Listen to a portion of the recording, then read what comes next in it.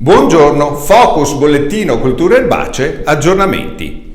Oggi faremo due aggiornamenti, uno che riguarda le notue e uno che riguarda la difesa integrata dalle malattie fungine del frumento. Notue, il modello previsionale ci consente di individuare il periodo in cui il quarto stadio dell'insetto compare in campo. Quarto stadio perché è il primo a poter fare danno seriamente sulle culture. I periodi sono differenziati a seconda della zona della regione.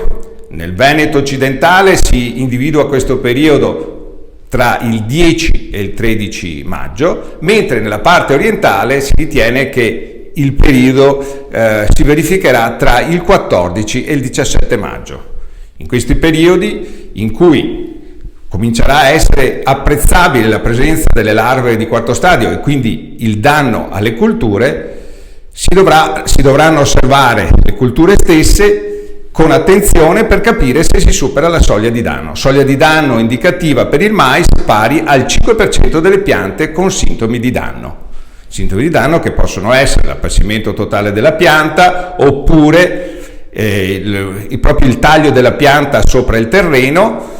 Leggete attentamente i bollettini che potete trovare sul sito di Veneto Agricoltura, www.venetoricoltura.org, o leggete le mail che vengono inviate da bollettino.erbacee@venetoricoltura.org, cui potete chiedere anche di essere iscritti alla mailing list per capire a quali appezzamenti dare priorità, per capire come procedere al campionamento ed essere quindi efficaci e tempestivi.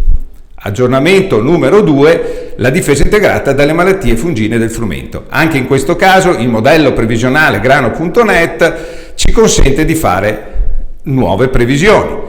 Il rischio da malattie fungine come ruggine bruna e septoriosi è rimasto come nelle precedenti indicazioni, con qualche piccola variazione. Osservate attentamente le mappe pubblicate sul sito ed inviate via mail per capire le differenze tra i livelli di rischio tra le zone del Veneto. In ogni caso la cosa rilevante è l'aumento del rischio, per quanto molto variabile tra zona a zona, da fusariosi, e siamo nel momento più delicato della stagione, siamo ormai alla spigatura, vicini alla fioritura.